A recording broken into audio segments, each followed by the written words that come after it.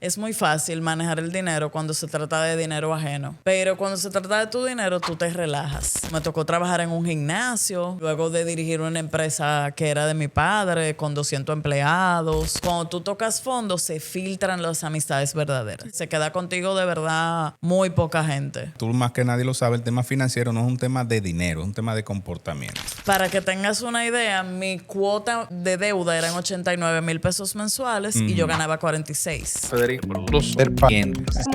Eso es Cuando se habla de finanzas personales, hay una voz, una figura referente en República Dominicana y también en América Latina, ¿por qué no? Es mentor, escritora y, ya lo dije, es coach de finanzas personales. Recibo en nuestra sala de conversaciones a Sara Despradel, inaugurando nuestra serie Conversaciones Financieras. ¿Cómo estás? Súper bien, muy agradecida de estar aquí y gracias por el honor. Qué bueno.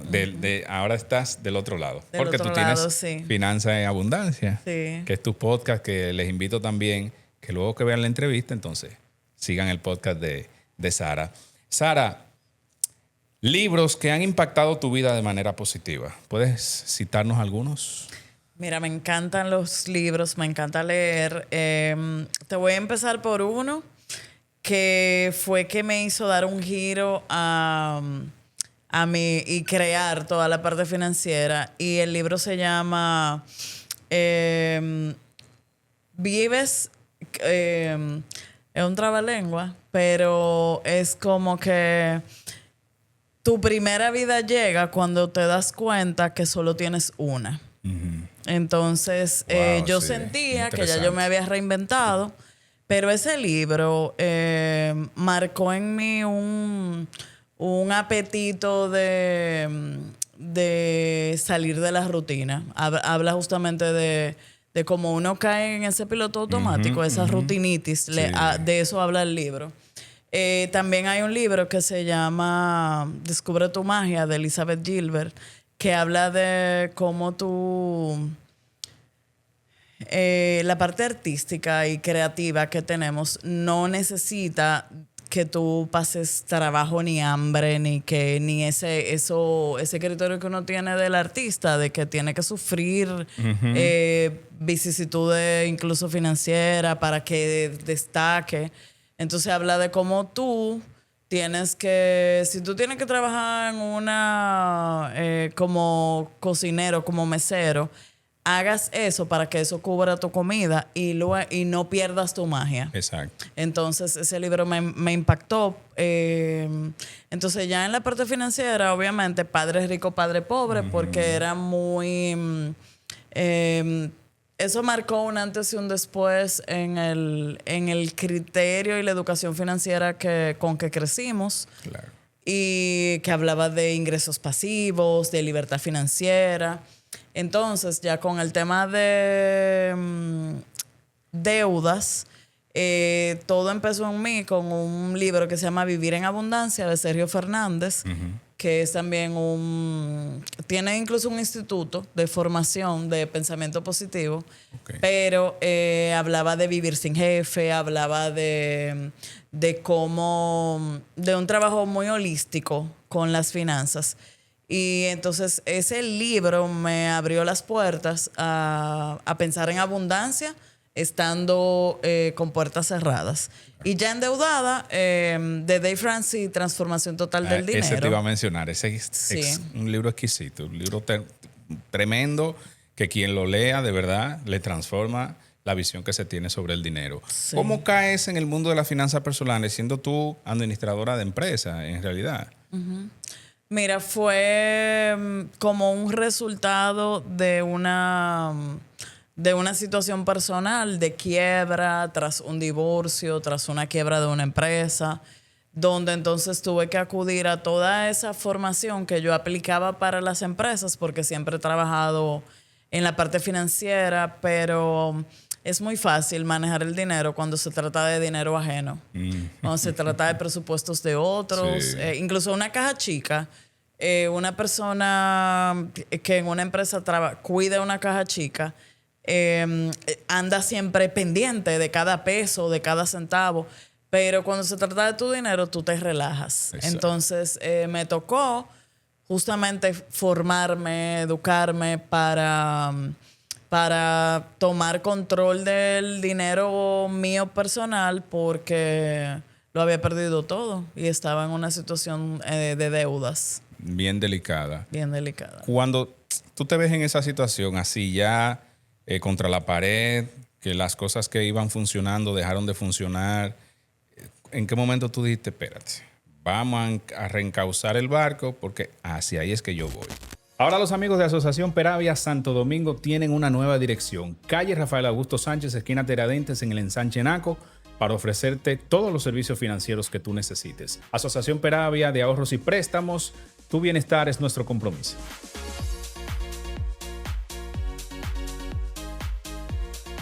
Espérate para salir adelante. Tú Sí, dices. claro. Yo creo que cuando uno llega a una situación así, no es algo de golpe, no es como que te das un golpe y tienes una fractura, sino es algo que poco a poco, Se van construyendo. un día perdí mi jipeta, que era una jipeta del año, y me dijeron tienes 3 horas para saldar, creo que eran 300,000 pesos o pierdes el vehículo. Entonces yo tuve que venderla en 2 horas. Recuerdo que el dealer me dijo, mira, soy tu amigo y estoy haciendo un negocio que te está perjudicando a ti. Te voy a perjudicar porque tú sabes cuando tú tienes que vender lo que sea, cuando tú lo tienes que vender con apuro, tú pierdes. Claro, porque claro. el otro tiene que cuidarse por si eso no se vende de inmediato. Entonces Exacto. uno, esa prisa tiene un costo. Claro. Entonces, cuando yo perdí el vehículo, cuando tuve que salir de mi casa, que entendía que en un momento me iba a tocar Yo pensaba que iba a vivir en un apartamento pequeño, pero la verdad que salí una mano adelante y una atrás, como se dice. Entonces, Eso fue después del divorcio. sí, entonces,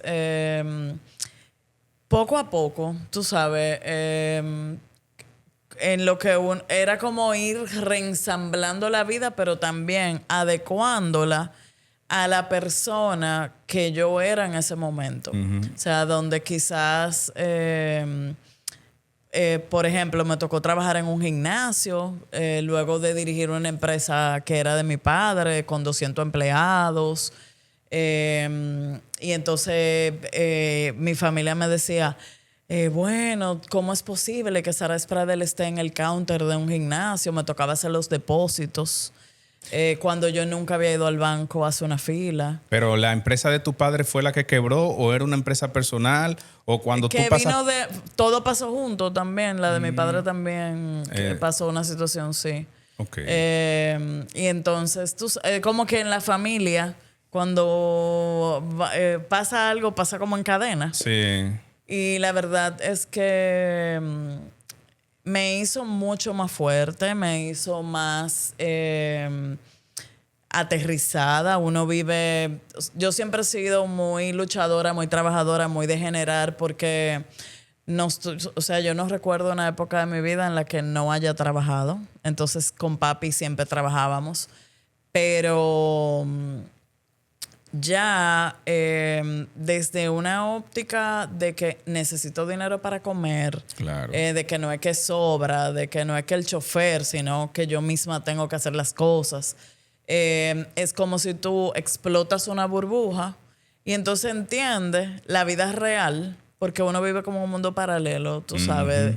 Y tocar base fue como un golpe de realidad que con la educación que yo tenía, el manejo, la educación, el don de gente, saber manejarme con esos mismos clientes corporativos de mi papá, pero a la vez con el personal y a la vez con vigilantes que trabajaban allá, era una empresa de seguridad.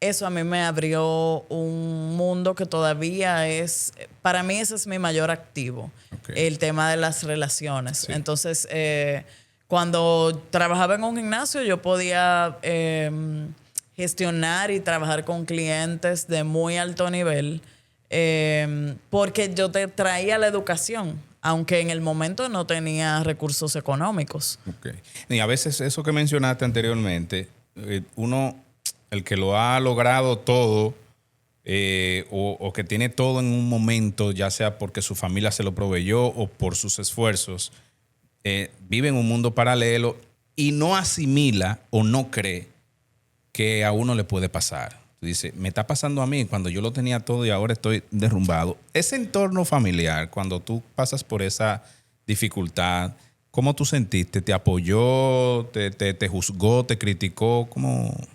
Mira, mi familia ha sido vital en lo que yo soy porque en mi familia siempre se ha apostado mucho por la preparación y por la formación humana y por la calidez.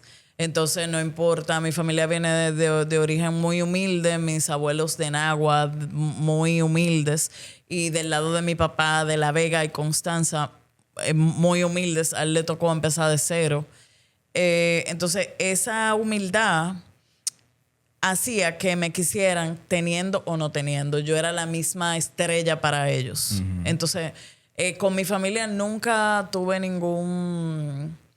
nunca sentí nada, no pasó nada. Ahora, con los amigos, Eso sí.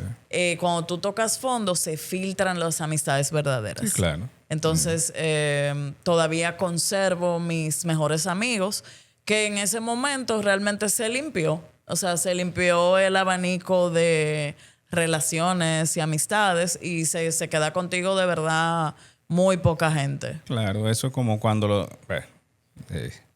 disculpe la comparación, pero eso pasa como cuando, el famoso cuento de cuando el barco se está hundiendo, Sí, las ratas claro. van saliendo. Sí. ¿Qué llega primero?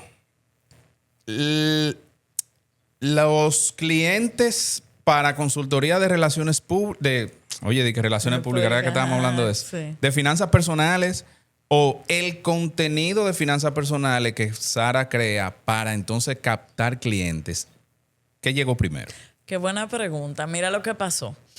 Yo empecé a trabajar en una cadena de tiendas por departamentos. Entonces, mientras luchaba con mis deudas, pero al mismo tiempo yo era fotógrafa, llevaba redes, trabajaba en ese gimnasio, vendía membresía y me ganaba una comisión, Eso es. vendía vehículos, o sea, escribía artículos. Tú eras un marketplace humano. Claro, porque yo necesitaba para que tengas una idea, mi cuota de deuda eran 89,000 pesos mensuales y yo ganaba 46. O sea, tenía un déficit de 49, Ajá, 43 por ahí. Solo para pagar la deuda. Exacto, sin tus gastos personales. Entonces, yo siempre tenía digamos que muchos emprendimientos. Y tenía una carrera de blogger que implicaba creación de contenido, pero a la vez daba unos cursos, unos talleres de asesoría de imagen, que era más bien la gente que llegaba donde mí buscaba: Sara, me ascendieron, yo quiero tener un closet inteligente. O sea, no era la parte, digamos, que frívola de la moda, sino cómo yo optimizo mi closet, cómo yo aprovecho cada cosa que tengo. Proyecto una imagen más ejecutiva. Proyecto una imagen más ejecutiva. Entonces, le empecé a dar charlas a incluso empresas con personal masculino que me decían: Sara, ganamos una licitación, pero los muchachos se ponen una media blanca con un pantalón de trabajo, entonces te necesitamos. Entonces yo empecé a generar dinero, no importa de qué manera, pero sí honesta. Entonces, y paralelamente esos extras, por un lado cubría mi déficit y por otro lado empecé a abonar a las deudas. Y todo mi contenido era muy limpio. O sea, tú pagabas un fotógrafo para crear una foto de Instagram. Luego, yo empecé a ver en mi trabajo filas de empleados que le quitaban las tarjetas para dársela a un prestamista. Prestamista informal. Ajá, claro. Entonces empecé a trabajar de manera gratuita ayudarles a aplicar el mismo método que yo aplicaba conmigo. Y a familiares, a gente cercana. Y un día yo dije, ¿tú sabes qué? No sentí el llamado de compartir eso mismo y cogí un papelito, un post-it y dije, este es el caso de mi cliente, tiene tanto de deuda, Sí. tal cosa, tal cosa, tal cosa, y yo debo $1,000,000. O sea, ya cuando ya yo había salido del 80% de la deuda. Claro. Pero eso entonces generó un boom porque estamos hablando, mi primera publicación fue como 2017. O sea, que tuviera que ver con finanzas. El primer post de finanzas personales. Sí, entonces todo 2018 yo lo dediqué a ir dando cursos como para 5 personas, luego para 8, luego para 10, luego para 20. Un día me llamaban de San Pedro, otro día de ven a La Vega, ven a tal sitio. Entonces, ven a Santiago, iba mucho a Santiago.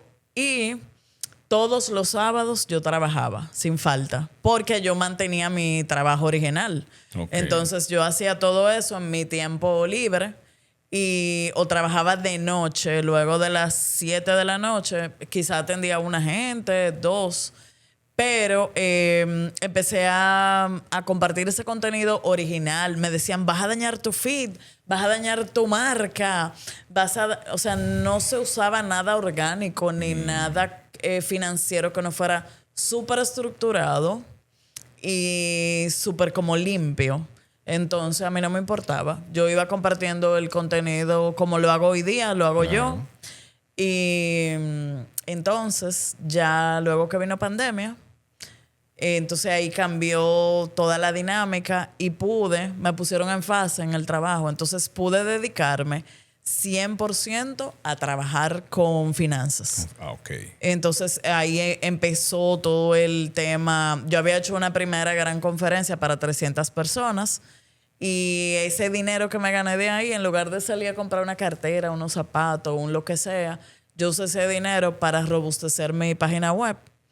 Y cuando llegó pandemia, o sea, yo hice mi conferencia en febrero de 2020 y la pandemia llegó en marzo. En marzo. Entonces yo tenía toda la estructura de trabajar súper, me podían comprar los productos, daban muchísima formación. Y creo como que la oportunidad te encuentra cuando tú estás en movimiento. Entonces una cosa fue llevando a la otra y el contenido siempre fue muy orgánico y muy real. Wow. Y así ha sido, o sea, yo nunca he borrado ningún post. O sea, que quien se va hacia abajo me encuentra dando la charla de las 5 imagen, personas. Bueno, sí. Y la charla de las 5 personas y todo eso.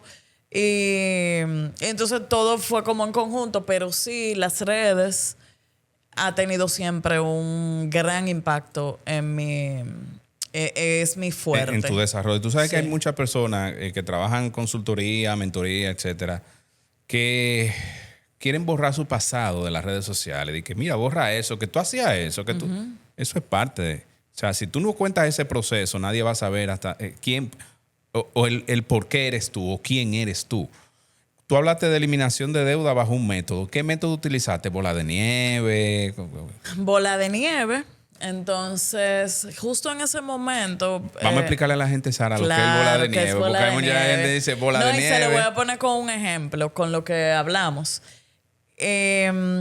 En ese febrero de 2020, ya yo había salido de mucha deuda, pero todavía debía. Sí. Y yo tenía en el 2020 un Hyundai Accent 2012. Lo saldé y ese día, o sea, imagínate que yo pagaba $8,000 los días 17.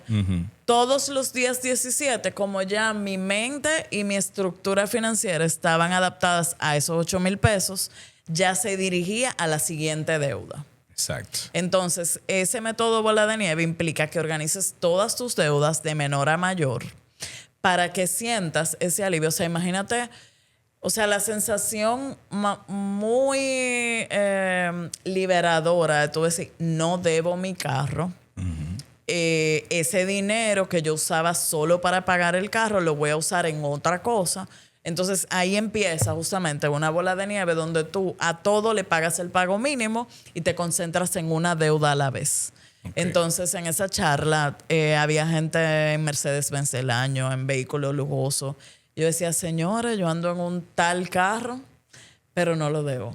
Entonces eso exacto. Era muy... eso no se... O sea, no creo que antes de esas cosas que yo fui compartiendo, eso no existía aquí. Nadie... A la gente le daba vergüenza hablar de dinero. Claro. A la gente... Yo recuerdo que al principio iban donde mí y mujeres le decían a sus esposos que iban a clases de inglés. O sea, le daba vergüenza que alguien supiera que estaban trabajando finanzas. Hoy no. Hoy la gente se hace fotos cuando está en un taller o cuando está en una formación o en una asesoría. O sea, ya no es al revés. Ahora quieren un diploma. O sea, quieren que eso forme parte como de su... Mira, esta persona tiene sus finanzas en control. Sí, lo que pasa es que el tema, tú más que nadie lo sabes, el tema financiero no es un tema de dinero, es un tema de comportamiento. Entonces hay muchos elementos que intervienen que al final del día tu parte emocional, mental, impacta de manera significativa.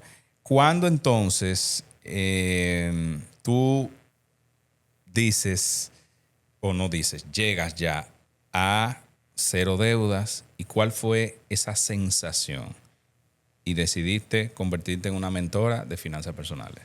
Pasaron dos cosas. En el momento que me fue yendo bien, yo me comprometí con comprar una casa propia porque ya llevaba 6 años. Mi proceso no fue corto porque mi divorcio fue 2012, las deudas, todo se vino como complicando del 2014. Y yo logré comprar una casa en octubre de 2019. Pero todavía tenía deudas malas, pero yo calculé y yo tenía 2.700.000 pesos de pago de alquiler en todos esos años. Y yo dije, no voy a pasar un año más pagando alquiler. Y me comprometí con lograr ese inicial en las redes. Entonces a la gente le decía, empecé con 10.000 pesos, ahí fue mi primera inversión. Todavía yo tenía deuda. Pero mi prioridad era esos 500.000 pesos y cada vez que me entraba una marca, que me entraba una oportunidad, que pasaba lo que sea, yo usaba ese dinero de empuje para ese propósito. ¿Tú sientes, Sara, escúchame que te aborte el comentario, tú sientes que una persona, pusiste el ejemplo de que saldaste tu carro con ese dinero que destinaba, lo usaba para otras deudas o para otras cosas? ¿Es correcto que si yo tengo deudas, saldo una deuda, con ese dinero que yo estaba utilizando, hacer una inversión, te cambia el paradigma y la programación mental de cómo manejar el dinero? Digamos que la forma de relacionarte con el dinero es otra. Entonces, quizás yo, o sea, como yo misma fui mi primer conejillo de indias. Tu propia, exacto. Claro, sí. Yo hice cosas, no todo ha sido positivo y lo cuento en todas mis cosas, pero tener esa vivienda cuando vino pandemia me dio estabilidad, me permitió entonces luego remodelarla y venderla y ganarme como 1,5 millones de pesos. Una plusvalía, sí. Sí, una plusvalía. Entonces vino un proceso donde las deudas que finalmente se saldaron, las saldé en el 2021. Y antes, en un momento me llegaron a decir, di que ya tú no tienes deuda, porque ya tú tienes casa, no sé qué. Y yo, no, es que todavía tengo. Que dijera que tú no tienes deuda en las redes. En las redes, ajá. Entonces no. La gente viviendo de la validación. Claro, y eso pasó 2021. Y yo no te puedo explicar el gran apoyo. O sea, lo que más alegría le dio a todo el mundo fue la llave de mi casa. Y cuando ya yo saldé de deudas, uno de los primeros, digamos que victorias que tuve como familia fue que hicimos un viaje a Nueva York con mis hijos y la gente, o sea, sentía que era como ellos que estaban viviendo esa alegría, porque esos 89,000 pesos que ya no se iban a deuda, ya me permitían tener otra calidad de vida. Entonces hice inversiones, Invertí mucho en mi mismo negocio, en formaciones para mí, en un equipo más sólido. Y la verdad es que cuando uno cambia ese contexto del dinero y lo lleva a yo tengo control sobre ti, tú me vas a facilitar la vida, el dinero deja de ser un protagonista en tu vida. Porque de lo menos que tú hablas es de dinero. Ya hay otras prioridades. Porque cuando uno está en escasez, la prioridad es el dinero y como que tú no ves más allá de lo que necesitas en el momento para poder salir de esa situación. Vamos entonces a la parte de la consultora. ¿Qué es lo que más te llega a ti como requerimiento para consultoría? Presupuesto familiar, tarjeta de crédito. Va cambiando porque se mueve mucho con el país. E incluso el contenido yo lo voy adaptando. Nosotros tenemos un comportamiento muy predecible que responde a lo que va pasando. Es decir, en septiembre se paraliza la economía. O sea, tú no podrías entender que un odontólogo factura menos de la mitad. Y tú dices, pero no entiendo por qué. Bueno, los padres no tienen con qué pagar algo de sus hijos en un odontólogo cuando están pagando útiles escolares. Sí. O nadie está en un tema. Tú dejas todo lo que puedas a un segundo plano cuando estás en una época escolar. Entonces, una empresa, un buen negocio se tambalea simplemente porque estamos en una época escolar como que fuera un huracán. Entre agosto y septiembre, ¿verdad? Ajá, y no pasa nada. O sea, no es algo imprevisto. Es muy previsible, pero detiene la economía del país. Es estacional, sí. Sí, lo mismo que luego o sea, hay mucho dinero en la calle en diciembre porque hay muchas picadas, muchas oportunidades, doble sueldo, no sé cuánto, bonificaciones. Exacto. Pero a la vez, la gente no quiere nada que se sienta trabajo ni como que a ti no te interesa ir a un doctor en plena Navidad y que ese doctor te diga ponte a dieta o no tomes. Entonces ahí también los ingresos de los doctores bajan. De los doctores, de todo lo que sea desarrollo personal y coach. O sea, hay un pico de bienestar que empieza en enero. O sea, hay estacionalidades. Entonces, eso mismo yo lo veo en consulta. Okay. Mi público, yo tengo como un menú para distintas necesidades. Por ejemplo, hay un contenido gratuito constante que desde $5, o sea, gratuito. Y luego desde $5 yo tengo contenido que trabaja en general para todo el mundo formarse. Okay. Pero ya las consultorías, digamos que mi target es aquel que confía en un entrenador personal, que confía en un psicólogo, que entiende que si tú puedes hacer 10 sentadillas con un coach, tú puedes hacer 100 o 200.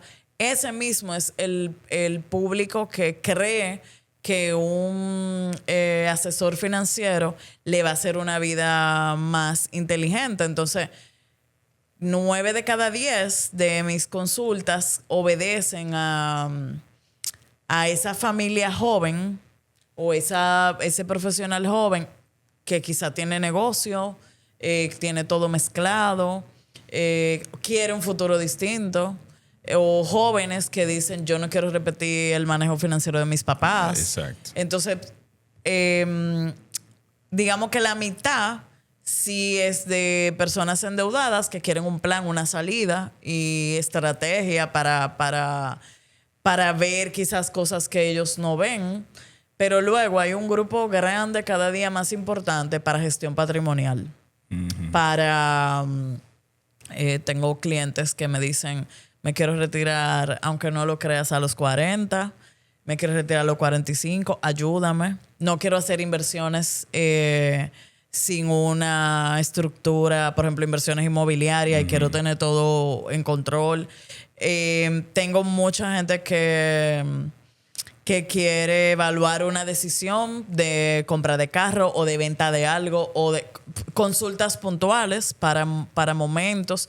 Tengo parejas que para casarse me buscan para estructurarles ese El futuro. presupuesto de boda y Sí. el presupuesto familiar. Y la verdad es que ahora mismo hasta para los divorcios he trabajado de gente que ya, ok, nos divorciamos, ayúdanos a formar A el estructurar la plan. repartición. ¿Te ha ocurrido que has tenido que en esas consultorías referir a alguien hacia un psicólogo? Claro. Porque hay mucha gente que se resiste y entra en un efecto de negación por la situación en la cual está pasando. Muchísimo. Y he trabajado muy de la mano de psiquiatras, porque he trabajado con deudores compulsivos, ludópatas, Compradores compulsivos. compradores compulsivos.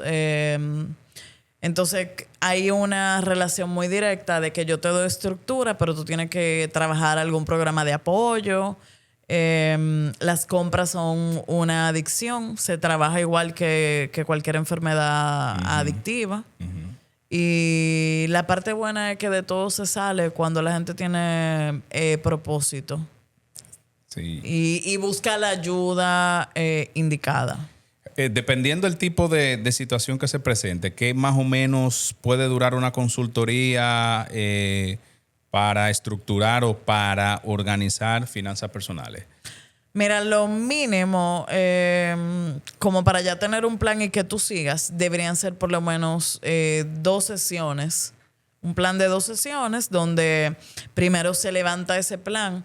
A la gente le pasa mucho o que no quiere ver su realidad o que la sorprende esa realidad y o se va muy por arriba o muy por debajo. Entonces, esa segunda sesión, o sea, puede ser que alguien te diga, no, yo no compro. Entonces, que ya luego, o no, en el súper, recuerdo una familia que gastaba, ellos me decían que 60 en el supermercado, 60,000 pesos mensuales, y yo le decía, está raro, porque con la estructura que ustedes tienen, no me cuadran los números. Y ya luego nos dimos cuenta que gastaban 100,000 pesos mensuales en supermercado. 100,000. El Wow. supermercado estaba al frente de su edificio y cruzaba la muchacha, cruzaban ellos, compraban todo el tiempo. Y es maravilloso cuando tú puedes darte cuenta de cosas que quizás están visibles, pero que tu trajín de vida te impide ver.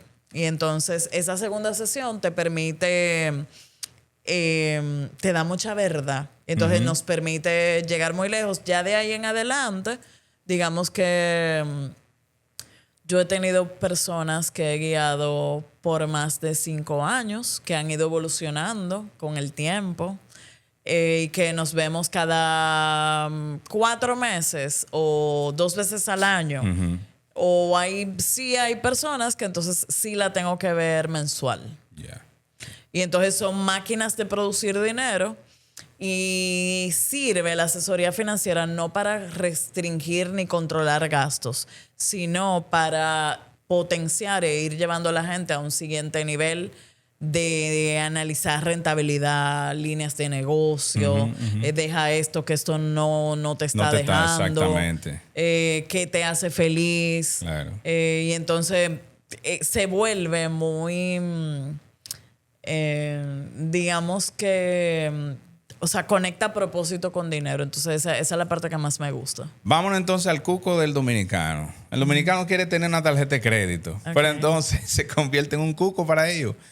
¿Cuál es el porcentaje óptimo de uso del límite de la tarjeta de crédito para que tú puedas honrar efectivamente a la hora de pago ese instrumento financiero?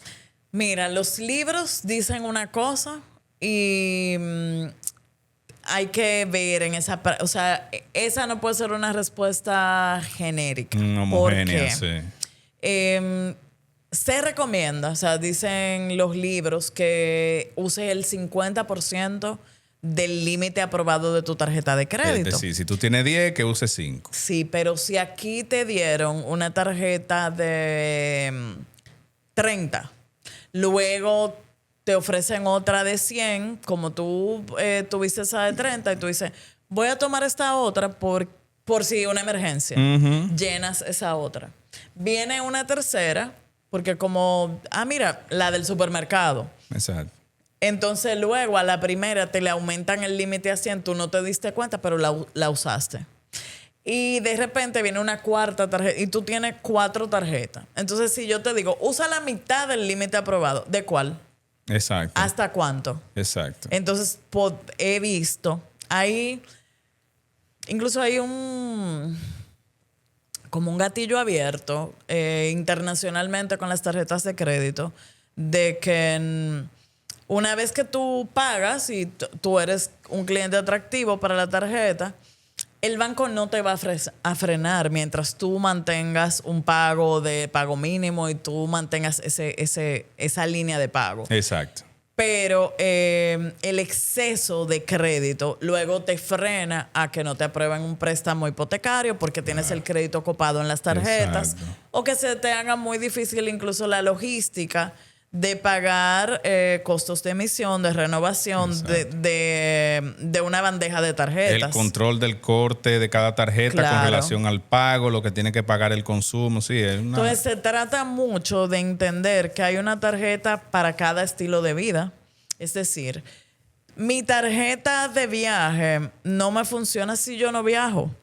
Y quizá me funciona la que me ahorra un 7% en el supermercado. O la de gasolina. O la del salón de belleza para la mujer, que es un gasto importante en el mes. Claro. Entonces, yo tengo que analizar, hay plataformas, por ejemplo, Rexy.do, hay otras que tú puedes ir viendo, EfiCredit, o sea, que tú puedes ver todo lo que hay en el mercado de tarjetas. Y es entender que creo que 2 tarjetas es más que suficiente. Y entonces, en cuanto a la respuesta al porcentaje, si tú solo gastas la mitad de ese límite aprobado, tienes menos probabilidad de llenarlas y pagar por sobregiro, pagar por intereses, porque lo que deberíamos hacer con la tarjeta es usarla y pagarla. ¿Dentro del mismo mes de consumo? No, dentro de la fecha límite de pago. Okay. O sea, no importa, no tiene que ser el mismo mes. Pero si yo gano incluso quincenal y en una sola quincena no la voy a poder pagar, quizás tú tengas que hacer varios pagos a esa tarjeta. Porque quizás si dejas el dinero tranquilo en una cuenta, tú mismo lo gastes.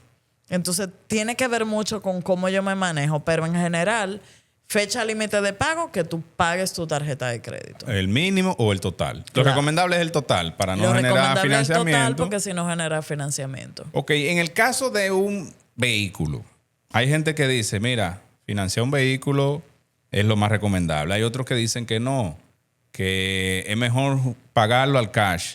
Y en el caso de una casa también. ¿Cuál es tu recomendación en ambos casos? ¿Es recomendable financiar el vehículo, pagarlo 100%? Y en el caso de los apartamentos, los inmuebles, ¿qué se recomienda? Mira, se habla poco de que nuestra vida sea cada vez más menos cargada, menos abultada. Y lo que hacemos es lo contrario, abultarla de compromisos fijos. Pero un vehículo, y vamos, los libros internacionalmente te hablan de que un vehículo es un lujo. En nuestro país un vehículo es una necesidad. E incluso un medio de producción. El que trabaja en ventas y tiene un vehículo, aunque sea sencillo, puede salir a producir. Cuando yo cambié ese vehículo en 2 horas, no sé cuánto, me busqué un vehículo pequeñito y hacía Uber. Y ese dinero extra fue lo que me ayudó a salir de deuda. O sea, yo puedo ver el vehículo como una palanca financiera. Claro, como un activo. Entonces, si yo trato que parte de ese vehículo se pague por alguna gestión, digamos que comercial, una bendición. Pero, de lo contrario, yo debería intentar, ¿verdad?, adquirirlo. Mientras menos yo pague de intereses y mientras menos tiempo, aunque al principio yo tome, no sé, 5 años de un préstamo y luego trate de pagarlo a la mitad, mejor me va a ir. Y escenario ideal, que yo logre más cantidad de inicial para financiar menos. Por lo menos un 30%. Claro. Y escenario ideal, no deberlo. Eso, claro. Ajá, o Eso sea sería lo ideal. que claro. Y entonces con relación a la vivienda, es muy difícil, sobre todo en estos tiempos, que tú tengas todo el dinero de poder no financiarla. Creo que nadie ahora mismo lo puede lograr. No, y yo he escuchado incluso empresarios que dicen que prefieren pagar X cantidad, $2,000, $1,500 en un residencial, que financiar un apartamento de 12, 15, 13 millones de pesos. Porque ese dinero ellos lo pueden utilizar para producir más Ponerla a dinero. producir. O sea, que financieramente... Pero ahí vamos a que la parte... hay una presión que viene cuando tú quieres lograr algo que te hace llevarte a tu potencial en cuanto a producir dinero o a mantenerlo. Y creo que la parte de vivienda tiene un gran componente emocional y de estabilidad de la familia que logra maravillas. O sea, cuando tú ves que pasa el tiempo y alguien llega a su vejez eso sí. y no tiene un techo, Es bien complicado. se lamenta 100% de no haberlo conseguido. Logrado, claro. O sea que creo, volvemos a lo mismo, no todo se trata de fórmula que yo vi por ahí en un libro, sino que es la realidad cuando de tú cada tienes mercado. tu casa y nadie te va a sacar de ahí, tu manejo con la vida es diferente. Y el dominicano, no, el latino, piensa mucho en que la casa que compra, sus hijos la hereden, aunque sus hijos se casen Claro. y tengan familia, pero para asegurar el futuro de los muchachos, o sea, somos muy, muy dados a eso. Y sí, es muy complicado, muy difícil, casi imposible que alguien disponga de un dinero completo para poder comprar y una entonces vivienda. la parte buena, esa es una deuda buena, no mala. ¿Por qué? Porque están parando un activo que crece con el tiempo, con la plusvalía. Entonces, lo que deberíamos sí hacer, o sea, ahora mismo hay un escenario un poquito complejo a la hora de comprar una vivienda, porque un apartamento de una habitación fácil te cuesta $200,000. Yo vi uno así, zona universitaria, $200,000, y tú dices, o sea, $200,000 son 12 millones de pesos. No, eso... O sea, como que ahí sí. Pero también hay un force porque la gente quiere vivir en el distrito obligado. Claro, no, ahí sí tú dices, wow, yo pongo. La gente no quiere la 10 casa, la gente lo que quiere es millones una zona, la en ubicación. Es una casa que tú necesitas. O sea, también tú puedes decir, yo pongo una inversión que me genere y entonces luego yo trato de lograr un inicial más decente. Exacto. O elegir, hay que elegir muy bien el tema de tienes que vivir.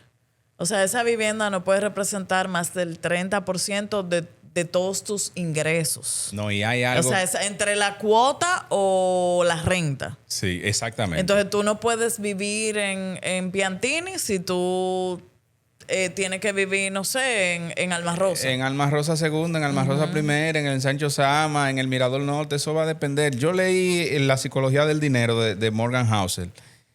El ego no puede estar por encima de tu finanza. Claro. La gente está enfocada en que tiene que ir a Dubái, en que tiene que pasarse el fin de semana en casa de campo. No, si lo tuyo es Juan Dolio, si lo tuyo es el campo de tus abuelos, vete para allá. Entonces no use la tarjeta de crédito más de lo que dice Sara para después tener los bancos.